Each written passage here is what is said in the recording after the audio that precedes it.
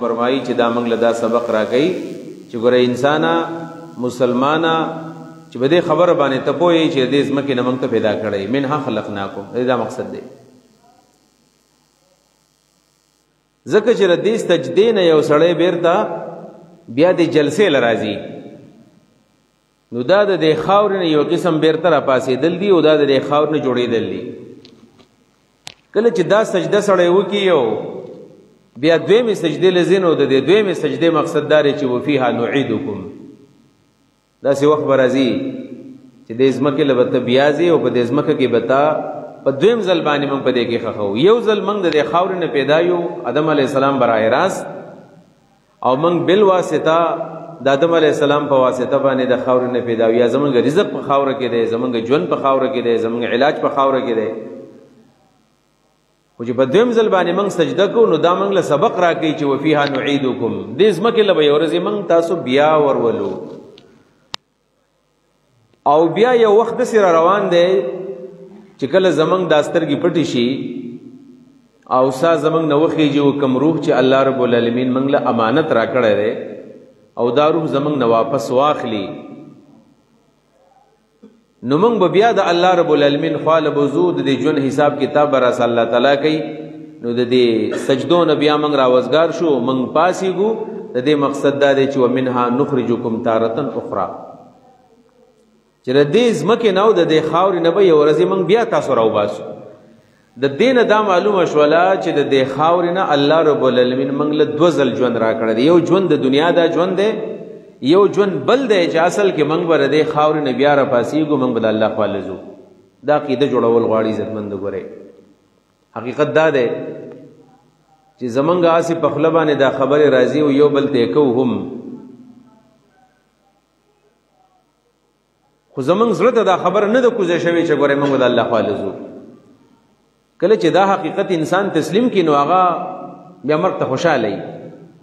د صحابه کرامو دا واقعات چې کله سړی ګوري او اوري نو حیران شي چې دا صحابه کرام انسانانو کنه بل څه مخلوقو چې مرګ وراتلو نو مرګ ته به خوشحالېدل.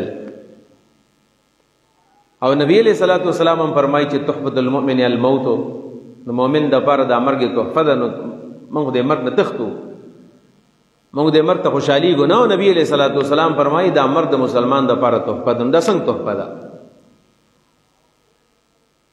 د دې وضاحت په یو حدیث کې شوی دی. هغه حدیث زویما رسول الله صلی الله علیه وسلم فرمایي دا حدیث بخاری شریف کې راغلی دی کتاب الرقاق کې باب سکرات الموت. د مرګ چې کومې نشې دي، د مرګ چې کوم سختي دي او د مرګ چې کوم حالات دي او مناظر دي په دغه باب کې امام بخاری رحمت الله علیه د حضرت ابو قتاده رضی الله تعالی عنہ حدیث راوړی دی چې حضرت ابو قتاده رضی الله عنه فرمایي چې كنا جلوسا عند النبي صلی الله علیه وسلم موږ د نبی علیہ السلام سره دغه شان ورځې ناست. نبی علیہ السلام ملګرو سره کې ناستو، آخرت خبرې به هم کولې، دنیا خبرې به هم کولې. په دې دوران کې اذ طلعت جنازه، په دې دوران کې یو جنازه راښکاره شوله.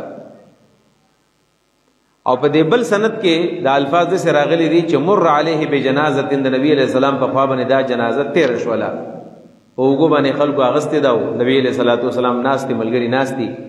چې دا جنازه کله نبی علیہ السلام ولیدل او بیا د نبی علیہ السلام په دې خوا باندې کله تیر شوله نو رسول الله صلی الله علیه وسلم دوه خبرې وکړلې، مستریح او مستراح منه. دا دوه خبرې دوه الفاظ نبی علیہ السلام ویل، مستریح او مستراح منه. مستریح چاته وي؟ مستریح هغه چاته وي چې دا په خپل بټ کې په خپل پالنګ کې په مزیدار کټ باندې خپارام باندې پروت دی او په ځان باندې کمبل را چولې دی او دا د خوب نه خون اخلي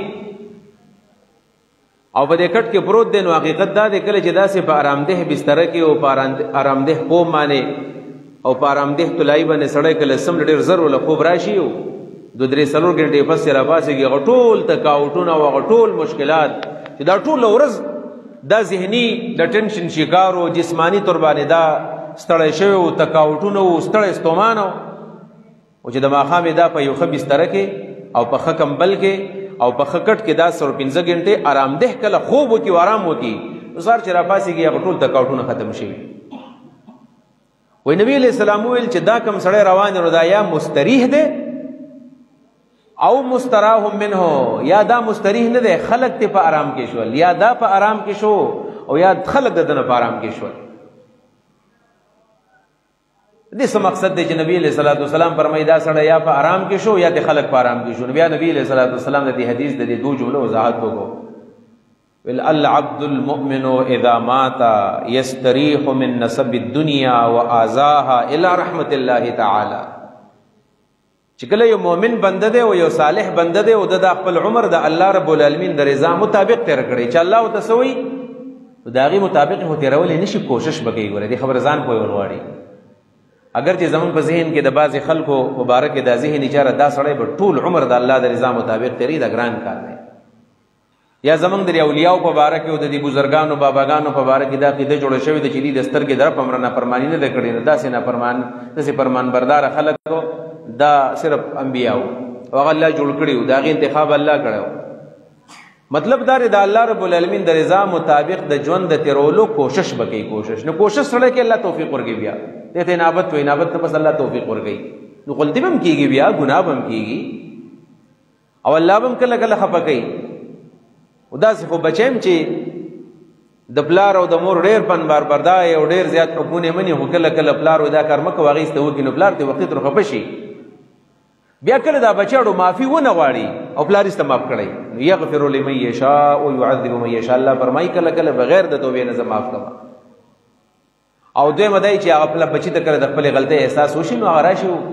پلار ته وچاره بابا بس غلطی نه وشوله نبی علیہ السلام فرمای ان ندامت توبه کله چې خپش په دې ګناه باندې بس دا توبه ده کنه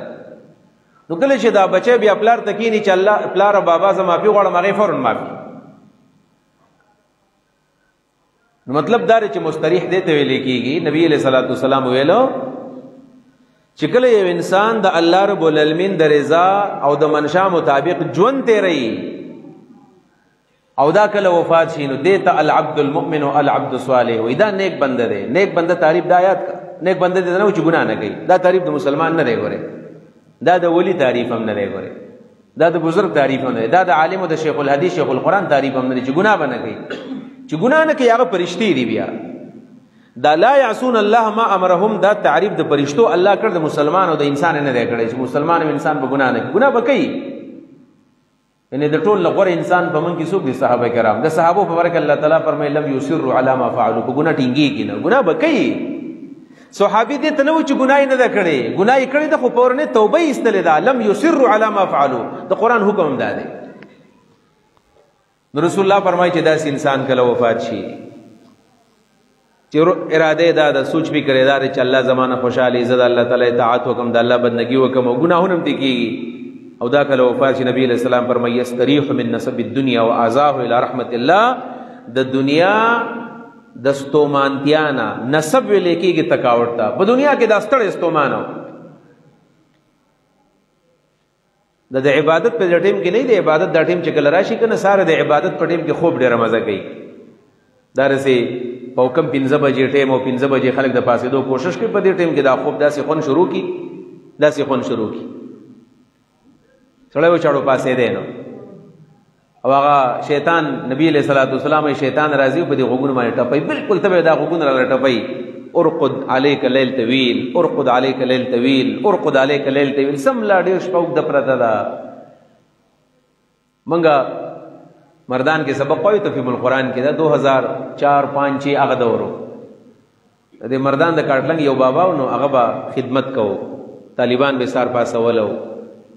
د طالبانو د خوراک خاص کر د کم جنہ کو چې سبق وایو نو لنګر نه به خوراک وړو هغه الله دی وخت خسړې او پات شوی ډېر ښه انسانو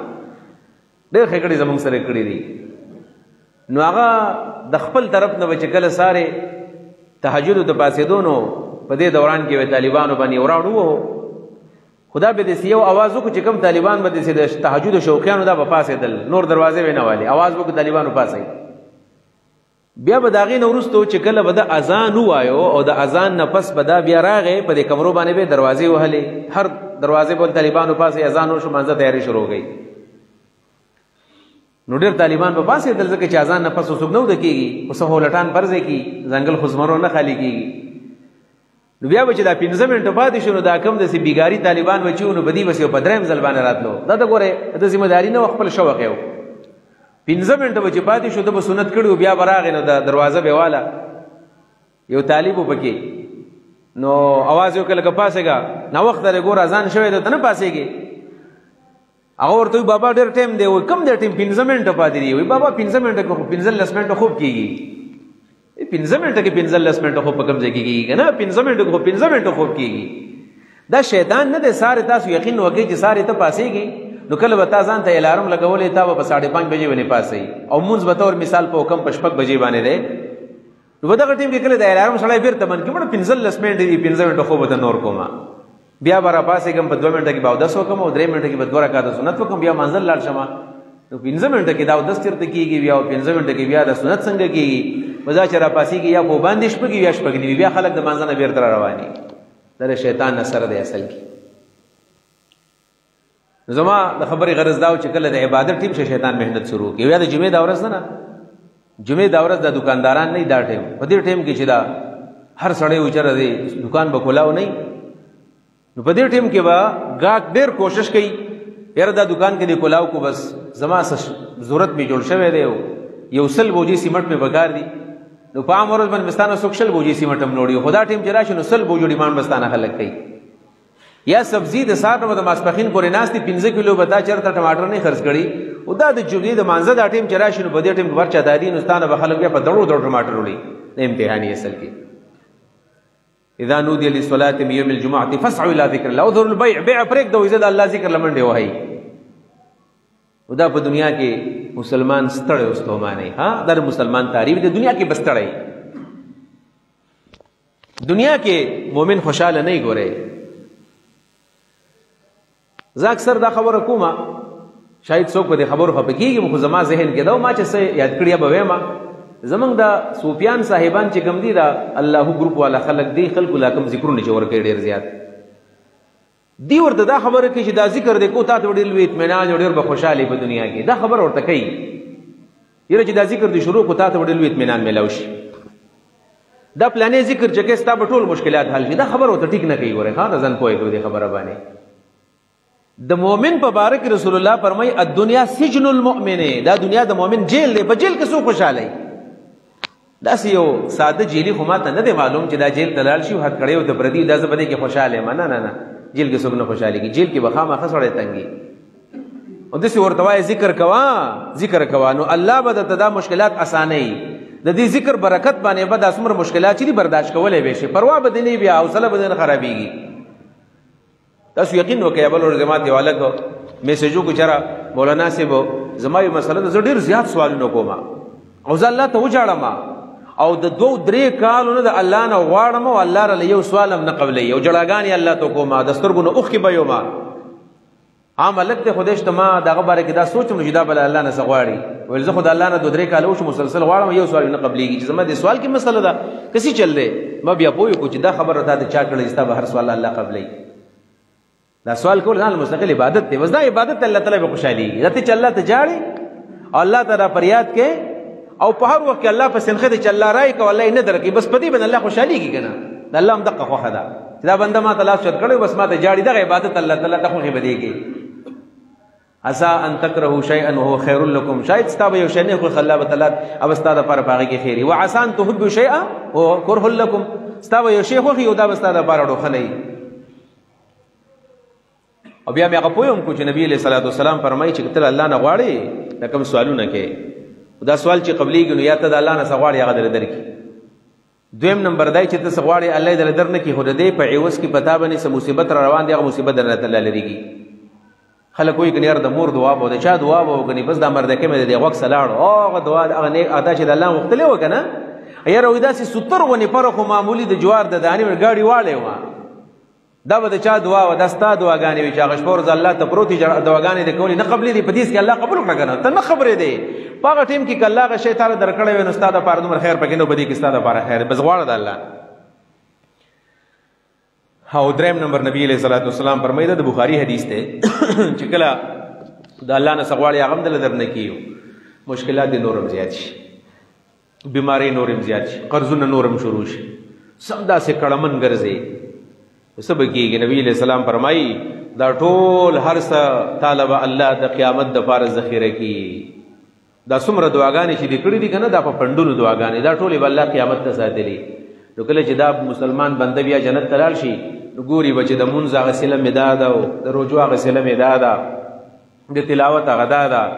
د درس او د تدریس هغه دا ده، پلاني ته مې قرآن ویلی هغه دا ده، ځان له مې ویلی دا ده. یو ډېر لوی محل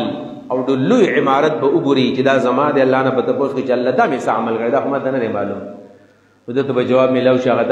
تا چې کومې دعاګانې کولې که نه ستا خیال دا و چې نه قبلېږي هغه دلته الله تعالی تا لپاره قبول کړي دي. وایي دا به چې الله تعالی زما دی یو سوال نه وي قبول کړی که نه او دا ټول هر څه د ما له قیامت دپاره ساتلی وي دا زما دپاره په دې کې ډېر لوی خیر و. په دې وجه باندې هر وخت د الله نه به غواړو مونږ. بهر تقدیر د خبرې غرض دا و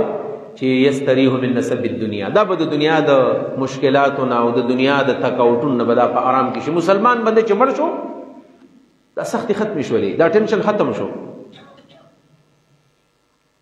او د دین خدمت چې کوي دا ګران کار دی، آسان کار نه دی. دا چې سړی ځان د دې بعضې خلک وایي تاسو ځان سره ټیکهداران د دین جوړ کړي دي، خو دا چې کله ټیکه سړی والي که نه په حقیقت کې دې قاري صاحب نه تپوس وکړئ سهار را پاسې د ماښام پورې منډه دلته درس دی او دلته درس دی او دلته دا د دین ټیکه ده که نه. دا ټیکه چې کله والي بیا سړی ته پته لګي څومره ګران کار دی. بیا د جمعې پور چې کله چوټي شي د دنیا ورانېږي دا وایي نه زه به خوب کوم او زه نه یم وزګار دی ته نه واده لتلی شي او نه غم لتلی شي زه نن آرام کوم، دا ولې ستړی شوی دی. نو نبي علیه الصلاۃ والسلام فرمایي چې بنده نیک دی او دا کله وفات شو د دنیا د تکاوټ نه محفوظ شو، بس دا اوس دمه شو به د قبر کې دا به دمه او آزاه د دنیا د تکلیفونو نه. دا کله په سر باندې درد او کله پریشر او کله شوګر دی، کینسر دی او دا پکې ټي بي ده او دا پکې د هارت ډیزیز دي او دا فلان بیماری ده او فلان بیماری ده. بس چې مړ شو دا داسې بهترین مستشفا را داسې قسم اسپتال کې داخل شوی که نه چې دې اسپتال تر داخلېدو سره ټولې بیماري ښې کېږي. بیا در مؤمن دپاره ګورئ دوی نبی علیه الصلاۃ والسلام ویلو دا قبر دا کند نه دی یوازې القبر روضة من ریاض الجنة، دا د قبر چې دی دا د جنت د باغونو یو باغ دی، باغ دا ستا لپاره مستشفا اسپتال دی. وګوره کتا په دنیا کې د الله د رضا مطابق جو نو تر کړو بیا حفرة من حفر النيران، بیا د جهنم د کندو د اور د کندو نه ګوره بیا یو کند ده. رسول الله فرمایي چې نیک بنده کله وفات شي نو یستریح من نسب الدنیا واذاه الى رحمت الله، د دنیا د تکاوټونو نه د ستومانتیا نه او د تکلیفونو د الله رحمت ته منتقل شو، هلته لاړو آرام یې وکړو منتقل شو. مستراح منه سمانا ده چې خلق دې په آرام کې شول. نو نبی علیہ السلام ویل چې والعبد الفاجر اذا مات، کله چې دا ناکاره بنده کله مړ شي، بد عمل انسان کله مړ شي، یستریح منه العباد والبلاد والشجر والدواب، سلور قسم مخلوق د په مرګ باندې خوشاله بیا، سلور قسم مخلوق د مرګ نه وروسته په آرام باندې شي بیا او د خلق په آرام کې شو. کم دي ويستریح منه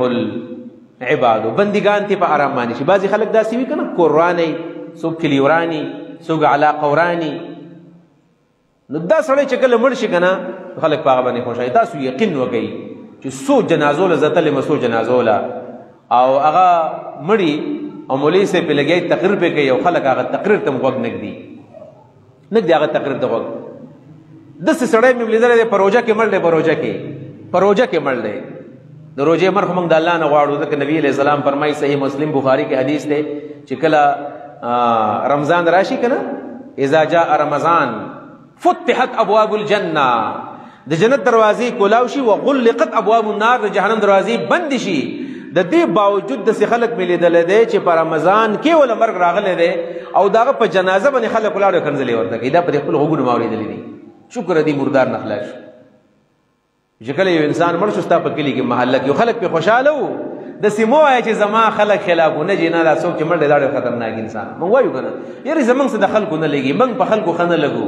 زموږ جامه پې ښه نه لګي او زموږ کور پې ښه نه لګي او زما د اعمال نشي برداشت کولی. نه جي نه، دا بل یو کنټیکټ دی، دا روحاني یو سلسله ده، د هغې نه د خلکو زړه کې الله تعالی چولې ده چې داسې یو بنده بل مړ شي، داسې یو فاجر انسان کله مړ شي نو خلک په هغه باندې خوشحالي، ځکه خلک دې په آرام باندې شي. یستریح منه العباد والبلاد، خارونه دې په آرام شي، خارونه د کلي ورانول، خارونه ورانول، کلي ورانې و کور ورانې و، په دوه باندې وران راوستله، د دوه قومونو منځ کې ورانې راوستلې، دوه خاندانو منځ کې ورانې راوستلې، ګاونډیان به خپل منځ کې ورانول، د ده د وجې نه ټول خارونه ورانو. نبی علیہ الصلوۃ والسلام فرمایي د دې بنده د وجنا یستریح منه البلاد، خاورونه دنه پارام شي. دا سه ځان نه دی جوړول پکار. او الشجر والدواب، ونم تی په آرام شي او سارویم تی په آرام باندې شي، ونم تی په آرام شي او ساروی ته هم په آرام شي. زموږ یو ملګری دا غوي سوق پاتشه و، موږ دا استادان دلی وغه جنازې لنو شیخ هدایت الله صاحب داغه په مشرۍ کې دلی نو هغه چلاړو نو هغه تقریر کو دا حدیث وایي په جنازه باندې. تاسو یقین وکئ دا حدیث وایو چې کله یو ناکاره بنده کله وران مړ شي او داغه نه د انسانانم په آرام کې شي، دا کلم تی په آرام شي، ونم تی په آرام شي، او دا ټول مخلوقات د دنه په آرام شي ساروي. ځکه د کله د چا بوټي کټ کول، کله به د چا باغ کټ کول، کله به د چا پټي ته ګړی اړولې، کله به د چا خړونو رانول، د چا وی چینه ورانولې، د چا وی بخرابولې. په دې جنازه کې چې ما قتل خلکو بخندل استا، یو ته به قتل او سترګې به والی، بل ته به قتل. هغه غصه ولې رااله چې تاسو بیکاره خلک د شیخ صاحب تقریر کوي او دی دایو بل سترګې وهي. نو کله چې جنازه ختم شونه ما یو سور د پس یا هغه کلی یو کس ته پوسو کو چې بده پلانې جنازه کې چمنګو دي خلکو خندل یو بل سترګې والی. ویلا شیخ سے چې کومه خبره کو لاټولي په دې سړی کې موجود ویل، ول خلک په دې سخت خوشاله وي د خلکو وی چې غالبا د شیخ صاحب ته ویل چې دا خبره به وکي. خدای انسان چې کله مړ شي کنه نبی علیہ الصلوۃ والسلام فرمایي دا چې مړ شونه مستراح منه خلق ته بارا مانی شي. په دې ځبانه هغه پښتو کې یو شعر دی کنه چې ته چې پیدا شوې تا جړل خلکو خندل، ته چې پیدا شوې نو تا جړل خلکو خندل، او دا سي مرشه چې ته خاندې او خلک جاړي. دا د ژوند خلاصه ده، د مرګ خلاصه ده. کله چې سړی پیدا شي کنه او ماشوم چغي وي، حدیث کې راځي کنه کله چې ماشوم پیدا شي ما من مولود، یو ماشوم چې کله پیدا شي الا يطعنه الشیطان فی خاصرته، پدې تشي کې شیطان داسې سکون ول ورګي، دا چغه وي، هر ماشوم چغه وي، او دا چغه چې وې نو خلک خوشاله شکر دې ماشوم ژوند دی. ډاکټران وایي کنه چې کله ماشوم پیدا شو دا چغه ونه وهله دا ماشوم به وځي وی چې دا معذوري بیا دا چغه وهله ماشوم لپاره فرض ده، پر چې ونه وهله دا ماشوم بیا کمزوري، دا بیماری. او خلک خوشاله او شکر دې ماشوم چغه ول، ماشوم روغ دی، او داغه نورستو بیا د سرخري نظام له شروع کی، او داغه د سنت او داغه دقیقي او ټول خلک خوشاله او خاندي. او ادا سي مرشه چې ته خاندي او خلک جاړي، ته کله مرشي چې خلک د پسې خبرې چې بلانه مړ دي ته خوشاله، ځکه د الله په لور روانه. د څه قسمه حالت چې سړی کله قبر ته ورشي بیا کنه نو په قبر کې بیا فرشتي وته په استقبال باندې ولاړي. او کله چې دا قسمه انسان دانه کې انسان کله قبر ته خوشي، او دا نکیر او منکر دا دو فرشتي دي، اتاه ملکان دو فرشتي ولا راځي. موږ عقیده ده قبر ته سړی کله لاړ شي، د قبر نه مراد دا کند نه د خبرې ځان پوهیږي. دا قبر اصل کې د دنیا او د آخرت په دیمینس کې د ژوند د قبر ژوند وي، اصل کې د عالم برزخ وي. مختلف عالمونه دي کنه، یو عالم الارواح دا سه دورو چې الله صرف روحونه پیدا کړو، دا زموږ بدنونه نه وو، الله صرف ارواح پیدا کړی دي. بیا داغې نه وروستو الله رب العالمین د دې ځمکې او د دې خاورې نه د روح دپاره یو بدن پیدا کو. بدن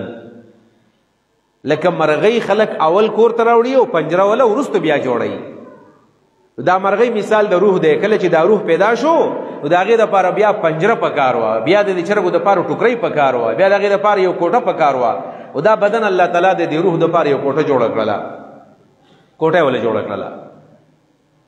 یو هغه عالم الارواح. د هغې نه وروستو بیا دا بل دویم بدن چې دی عالم الاجساد او عالم الاجسام دی. اوس په دې کې زموږ جسمونه دي، موږ روح نه نو هغه دورو پاکې صرف روحونه الارواح جنود مجنده،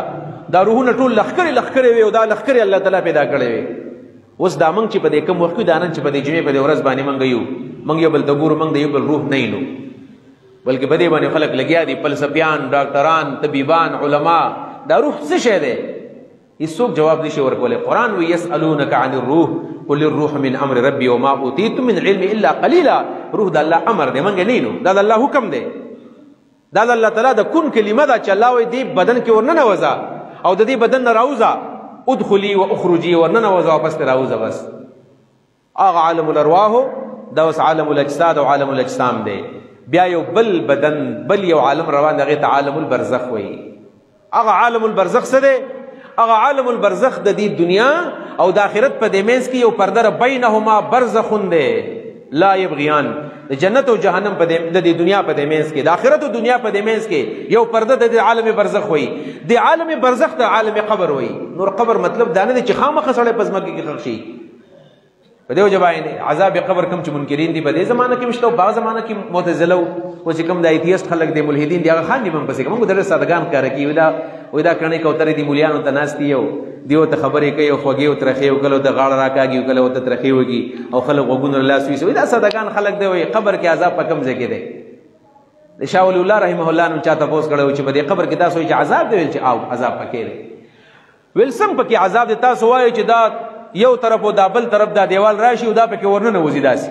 او دا پختې په دیو بل کې ورننه وځي او دا چغي وي ماران دي لړمانان دي او دا خډر کرته موږ سو خخو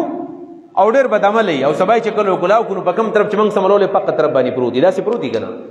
اکه پنه ما غشانی وي نه چرته دیوال را ورزیدلې ده نه تخته ماته شوی دا او دا څنګه عذاب دی په دې قبر کې نو شاول الله رحمه الله تعالی خپل جواب ورکړو ډېر مزدار جواب واوري دا خبرې وره هغه ورته ویل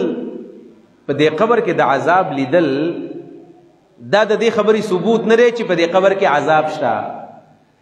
یعنی د قبر د عذاب ثبوت دا نه دی چې منګې نه ډېر سيزونه داسې دي منګې نه وشتا بیا ته مثال ویلو بلګور یو سړی ستا خواته ودرې بل یخ دی وتا شپې اکثر خوب کې سړی ودی کنه یو کس تهجد د پاسه درې دی الله ته مسله باندې ولاړ دی دعاګانې کوي او دا بل سړی خوبي نه اوس پورې سر کړی او دا منډي وਹੀ منډي او یا زمرو راي سر کړی یا سین ته ورزيدلې یا داسې وی چې چرته سوګي په ټوپکو باندې ولي او ټوپکې به سراغستي او دا منډي وي او دا چغي وਹੀ چغي نو کله کله دا چغي دومره ډیر شي په دې خوب کې چغي نه سړی را پاسي چې را پاسي دسترګي راوتی او شکر دی چې دا خو ما خوب لیدو ورزه خو ته بربادو ما دا بل ورته چې سب بکواس کې ګړ ورته زما خو ته پروت کله سپورای سره کړی دا ورته نه یار خوب لیدو نو اوس ګور دا تکلیف په دې خوب علاوه تیر شوی دی او سم تکلیف په تیر شوی دی بل تاړو پته نشته لري بلکې کله کله داسې وي دلته کې یعنی د خزه خاور مثال وایو یا مطلب دو ملګری دی یو بستر کې سړی پروت دی بلکې خزه پرته را یا مطلب دو ملګری پراته دي یو په هوا باندې الوزي په خوب کې الوتلی کنه الوتی چیرته او د خلک الوتی شي ها کله کله سړی چیرته خوبي نه کني رجیزو یورپ ته روان یم گرین کارت راته ملاو دی او جاز کې ناس یم او گلف ایرلاین کې ناس یم او سیټ راته ملاو دی خپ په بزنس کلاس کې او خوشاله روان یم یاره سار چر پاسه اق سوکړه کو سورچی ته ناس مو بیا ما خامې سم خوشاله شپتی رګړي او دا بل سړی چې دی نو دا بل سړی وای زه خو بیګا دومره خطرناک شک خوب ملي دلې دی دومره خطرناک چې د غر نخکت را ور وخت مال خپې مې ماتې دی او لاس مې ماتې او سار چې را پاسې رم ټیک ټاک مو برابر یو په جنت کې دی یو په اسمان کې الوزي او بل هغه په تکلیف کې پروت دی معلومیږي دا چې دا خبره د زما اوسه د عقل نه دی ورنه که په عقل باندې د دې څه توجیه کوي بیا دویمه دا که هر شی لیدل غواړي نو دا روح هم چې لیدل دی یو سړی دی وایي کنه دا روح کم دی دا څومره غټ میډیکل ساينس ته ډاکټران لګیا دي او یعنی د دې غاښ ځان ډاکټر دی د دې پوزه دې طرف ځان ډاکټر دی د دې ډانګ ډاکټر دی د دې سر ځان ډاکټر دی یعنی حیران بشي چې د یو بدن څومره ډاکټران دي په سونو ډاکټران د یو بدن لګیا دي بلډ پریشر دا ځان له بیمار دی شوګر سپیشلیست په کې ځان لدی او په هارت کې ځان له بیماریاں دي د سرجریانو ځان ماهرین دي خود د دې ډاکټر په کې پیدا نه شو چې دا روح په کم ځای کې دی دا ډاکټر لا پیدا نه شو او دا ډاکټر هم پیدا نه شو چې کله دا انسان ورشي دا روح کم طرف ته ځي دا پته نه لګي دنه معلومه دا شو چې دا د برزخ د خبرې غوړې دا موږ صرف او صرف په شریعت باندې ډېر خلک دا وایي کنه قبر کې عذاب نشته عذاب شته وي نعمت او یوازې عذاب نه دی نعمتونه هم پکې شته او عذاب هم پکې شته به هر تقدیر په دې قبر لکه راشي نو دا نکیر منکر ورته وي خوش آمدید ورته وي خوش په خیر علی ورته وي او ورته وي وای ته چې په دې مقدس مکه ګرځېدې نو ماته ډېر زیات محبوب وي او ما چې کله برازي زمنګ زیتا اذا بستعمل مستیا کوما او کله چې دا سوال جواب ته وشي کنه ته سوال جواب ان شاء الله زوی مچ کم د بسونه بد کیږي ودا چې کله دا سوال جواب کین نو اول تاسو دا کی چې مر ربک رب دې پیژندلې اول تاسو غره یاد ساتي دا تاسو بکی مر ربک رب دې سوکو یعنی خپل خالق او مالک او رب دې پیژندلې او کنه دا تاسو بولی کیږي تاسو یقین وکئ د دې سوال په جواب باندې زه دا یو کال شو چې صحیح بوله شو ما هغه دا د زما زین ته سوال لا ته چې دا خو قسم عبادتونه دي د مونږ ته پوس نه کوي په قبر کې اول زکات ته پوس نه کوي د روزې ته پوس نه کوي د رب بارکه فورن ته پوس ولګي زکات چې د عرب پیژندل ګوره دا ډېر ګران کار دی. نن سبا چې کوم سړی ډېر لوی تعلیم یافته دی نو هغه فورن الحاد طرف ته روان دي. څومره چې تعلیم زیاتېږي خلک بېدینۍ طرف ته روان دي. تاسو یقین وکئ دا جدید تعلیم یافته خلک دا زمونږ دا خبرې مني نه او دی وی دا الله الله هم نشته دی او آخرت هم نشته دی او جنت هم نشته او جهنم هم نشته او دا قرآن هم دروغ دی. په دې وجه اول تپوس به دې کېږي ته خو راغلی خو رب دې پېژندلی و که نه دقه شان لا یبالي لیونو غلی وخت تېر کړی دی. دویم تپوس به دا کېږي چې من نبیو کا پیغمبر دې پېژندلی و په کوم پیغمبر دې ایمان راوړی و د پیغمبر تپوس به کېږي د رسالت د عقیدې تپوس به کېږي او دریم تپوس به کېږي چې ما دین وکړه دین دې سو ستا دین سو ستا نظام د ژوند سو. دین معنا نظام زندگی نظام حیات د ژوند د تیرولو ستا کومه طریقه وه یعنی ستا عبادت په کومه طریقه و عدالتونه دي کوم عدالتونه پاکستان والا بس جواب ورکوه موږ ورته وایي چې موږ د لارډ میکالې نظامي تعلیم د انګریزانو سور نظام و په سیول کوډ کې هم دغه و په سیشن کوډ کې هم دا و په های کوډ کې هم دا و په سپریم کوډ کې هم دا و او ګیرم سپینه شوله او د دې نظام د بدلولو لپاره میاړو قدم نه اوچت کړی زه جواب ورکوه ورله که ټیک ټاک سپین کفن هم راته خلکو راچولی دی او غسل هم راله راکړی دی او جنازې هم راله کړې ده خو دې قبر کې به تپوس دا کېږي چې د کوم نظام لاندې راغلی اسې ستاسو څه جواب دی تاسو کوم ناس سره څه جواب اسلامي نظام ورته وایو کوم ځای کې اسلامي نظام دی دین زمونږ کم دی دلته خو که دا زمونږ جامې دي او که زمونږ دا ټوپۍ ده او که دا موبایل دی او داسې شي دي دا خو د سود په پیسو باندې روان دي نو ټول نظام د سود دی سود نظام دی سودی معیشت دی عدالت د انګریز دی معیشت د انګریز دی بازار د انګریزانو دی یعنی کم یو شی دی چې زمونږ په دې معاشره کې دا د قرآن او د اسلام مطابق تېرېږي یو شی هم نه تېرېږي مونږ خو دغه جوابونه ورکوو نو چې د چا ژوند برباد شوی به چغې کړي چې ها ها ها ها دا چغې به وي لا ادري ما ته هېڅ پته نشته او چې چا قرآن ویلی دی او د هغه ژوند د قرآن مطابق تېر شوی دی هغه به ورته وایي چې ربي الله مې رب دی که پېژندلی مې دغه الله دپاره خو ما سجدې لګولې دغه الله دپاره خو دا ټول ژوند تېر کړی دی او زما پیغمبر خو محمد رسول الله صلی الله علیه وسلم دی او زما دین خو اسلام و که نه ما د اسلام دپاره ما خپل عمر تېر کړی دی ویل په دې دوران کې دا سوال جواب چې کله وایي دا ورکي نو دا فرشتې به ورته وایي چې دا خبرې دې په کوم ځای کې یادې کړه دا خو په لکونو خلک په دې امتحان کې ناکام شو دا خو څوک چې راځي فیل کېږي پکې او ته پکې کامیاب شوې دا جوابونه دې په کوم ځای کې یاد کړي وو عزتمندو دا صاحب او دا روح ورته وایي دا انسان ورته وایي چې قرأت کتاب الله د الله کتاب یې لوستلی و د الله په کتاب کې دا ټولې خبرې موجود دي قرآن کې دا جوابونه موجود دي چې رب زمونږ الله دی پیغمبر زمونږ محمد رسول الله دی دین زمونږ اسلام دی دا خبرې قرآن مونږ ته ښودلې دي دا سوال جواب چې کله وشي که نه نو دا فرشتې به ورته چې زمونږ ستا نه د دې خبرو امید و ستا دې شکل دی چې مونږ کتل که نه نو ستا نه امید و د دې خبرو کېدو ستا د شکل شباهت د دې خلکو بلکل تا ټیک جواب راکو ویل بیا به ورته وایي چې داسې وکړه چې وده شه نم که نومت العروس داسې وده شه لکه څنګه چې عروس په عربۍ کې ناوې ته وایي څنګه چې ناوې وده کېږي لا یوقظها الا احب اهله چې په دې باندې اواز صرف او صرف د دې هغه سړی کوي چې کوم د ته ډېر ګران دی د خاوند نه بغیر څوک دا نشي راپاسولی د خاوند نه بغیر یې نشي راپاسولی او داسې وکړه چې وده شه نو په دې دوران کې به ده ته حالات داسې جوړ شي لکه دا چې په کور کې دی او د مازدیګر دا انور تېرېږي او دا ډوبېږي داسې د غروب دا ټایم نه دا انور چې کله پریوځي که نه په دې ټایم کې دا سوري موري د مشرق طرف ته راغلي او په دې غرونو باندې دا د غرونو په دې سرونو باندې د مشرق طرف ته صرف دا نور د شواګانې دي او باقي سوري دا ټایم به ورته جوړ شي وایي دا به ورته وایي چې ما پرېږده وایي نور رانه پرېوتو د مازدیګر مونځ رانه قضا کېږي د مازدیګر مونځ رانه قضا کېږي پرېمېده وایي ولې هغې به ورته وایي چې د مازدیګر د مونځ ټیمونه تللي دي ځکه چې العبد المؤمن اذا مات یستریح من نسب الدنیا دا منډې ترلې اوس ختمې شوي دي اوس دلته خوب له راغلی خوب وکړه په دې وجه نبي علیه السلام فرمایي چې تحفة المؤمن الموت دا د مسلمان دپاره دا مرګ دا تحفه ده تحفه د نېره نه ده پکار او که موږ وایو چې موږ مړه شو څه به کېږي څه نه کېږي زموږ دا پلاران نیکونه چې مړه شو نو څه دنیا ورانه شوله اقصې دنیا روانه ده که موږ ټول نن مړه شو که نه دا دنیا او دا جابات دغه شانې ابادي هېڅ دنیا به نه ورانېږي خو د ځان غم په کار دی چې ما ورته مړه شو هلته به جواب څه ورکوو ویل دا به و چې ښه زه کامیاب شوی یم د مونځ ټیم نه دی ویل ما پرېږده چې کور ته لاړ شم هغه مور راپسې ژړله وه خویندو راپسې ژړله وه ملګري راپسې خفه و چې هغوی له خبر ورکړم خبر ولا ورکم چې ګورې زه خوشحاله یم هغه به ورته وایي چې نه قرآن کریم کې دا دي چې کله څوک یو ځل دلته راشي نو واپس نشي تللی واپس نه راځي. البته په یو وخت کې زموږ د مړو سره ملاقات کیږي، یو ټیم داسې شته دی. چاته معلوم دی به تاسو کې خوب دی، خوب په خوبونو کې بیا ملاقاتونه کیږي. کله چې څوک وفات شي نو هغه واپس نشي راتلی. البته په خوب کې ملاقات چې کوم دا ټیک ملاقات دي، خو ټیک ټاک ملاقاتونه په خوب کې کیږي. دا کله چې انسان ود شي کنه، الله تعالی فرمایي الله يتوفى الانفس حين موتها، چې کله انسان مړ شي الله دې دا روح واخلي، دا دې بدن نه وځي، داسې موت به نه پوهېږو. دا الله والی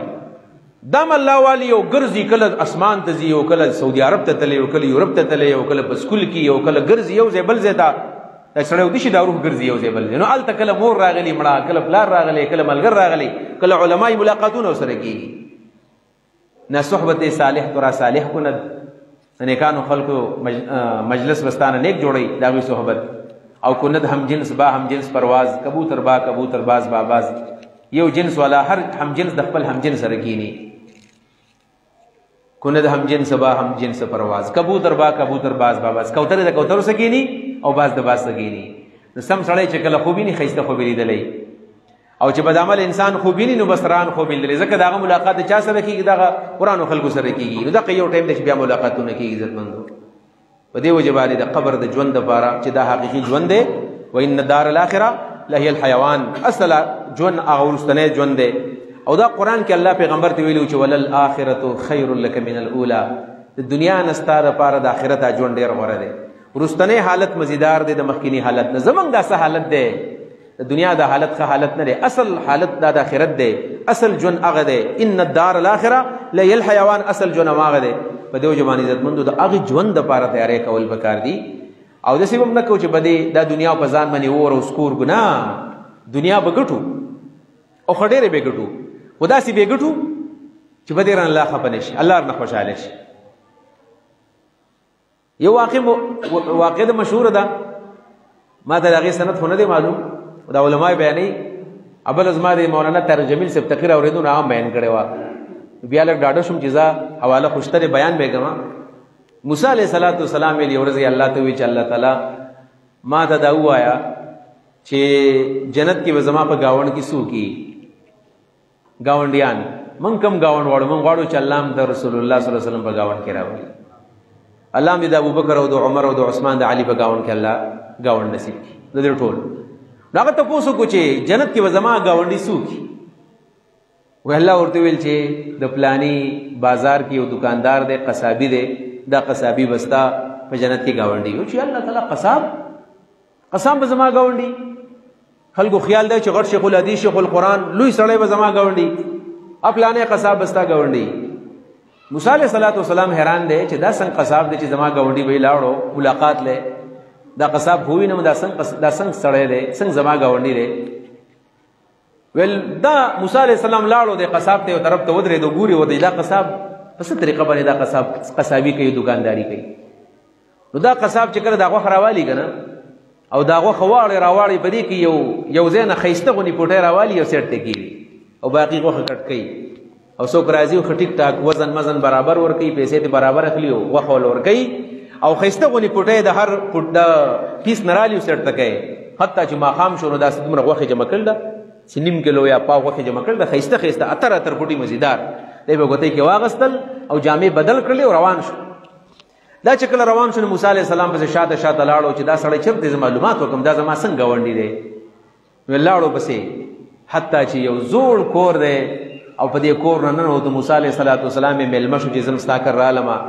موسی علیه السلام چې کله د دې قصاب سره کور ته لاړو، مخامخ یو جونګړه ده، په هغه جونګړه کې یو کټ پروت دی، یو بوډۍ ابۍ په هغې کې پرته ده، ډېره زیاته کمزوري شوې ده. دا قصاب ور منډې کړله او دغه دی مور و دی په غېږ کې راونیوله، پر یې تندي باندې ښکل کړله او لاسونه یې وله ښکل کړل، په دې لاسو خپو له زور وکړو او د هغې نه پسې راپاسوله، مخ یې وله وینځو، لاسونه یې وله وینځل، خوله یې وله پاکه کړله په دې خپل کپړه باندې، ځان سې خپل څادر اغوستی دی. او بیا یې داسې دا سنګل وتاړم کو او دې سنګل کې د خپله مور سملوله او اوبې وله ورکړلې او د هغې نه پس لاړو او دا غوښې دا پخه کړل او مزیداره سمې پخه کړل او بیا دا مور راپاسوله او د دې غوښې نه یو پوټی رالي او دا د مور له په خوله کې ورکوي. مور یې چېرته چغولی شي، غاښونه یې چېرته، دا ورته ناست دی، دا په ګنټو دې مور ته ناست دی چې زما دا مور دا یو پوټی وچخوي. دا ګنټۍ ونی مده خپل مور تناست موسی علیه السلام د هر څه ګوري د مور چې کله دا ډوډۍ خوړله او دی بچی سملو نو داسې لګیا او څه خبرې کولې موسی علیه السلام په دې خبر وای نه پویدو ویل اخر د قصاب ته چې ورور رستانه ته پوس کوم دی ابي د تسو ویل دا سوي وای دا ما ته مخه دا دعا کوي چې الله دې موسی علیه السلام جنت کې گاونډي جوړ کا دا دعا راته کوي په مخه ویل زه پوه شوم چې دا سړی عام سړی نه دا ولي الله دی نو ګور یاد ساتئ دا اولیاء صرف مليان نه ښا دا اولیاء په قصابانو کې می دا اولیاء په دې دغه کې می په دې دکاندارانو کې می دا اولیاء په زمیدارانو کې می دا اولیاء په سکولونو کالجونو کې می دا اولیاء په ډاکټرانو کې می دا او اولیاء په چمیارانو کې قدرت الله شهاب چې دا کوم شهادتنامه لیکل لګناو عزت علم جنگ دا جنگ کې شهید بازار یو ځای دی ویل ما ولیان قتل ویل هغه ځای کې زکینه سم ما خپل پیزار یو موچیله ورکو ما چې دا پیزار لګ پالش کا ویل هغه ما خیال دا چمیار دی هغه ولی الله هغه چې کوم ولی او هغه چې کوم جون دا چمیارانو کې مولیا شته دی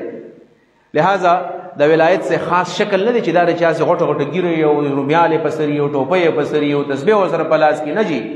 ستاد هر چانه ولی جوړې دی شي هر سړی ولی جوړې دی شي تم جوړې دی شي بلم جوړې شي هغه دی جوړېږي چې بس د الله د رضا مطابق د ژوند د ترلو کوشش وکړو په دې طریقه به ان شاء الله زمونږ آخرت به خکېږي الله دې زموږ ټول آخرت خکې او ما چې سوي له موږ واورید الله دې موږ ټول عمل توفیق راکړي واخر دعوانا الحمدلله رب العالمین یو ملګری دی بیمار دی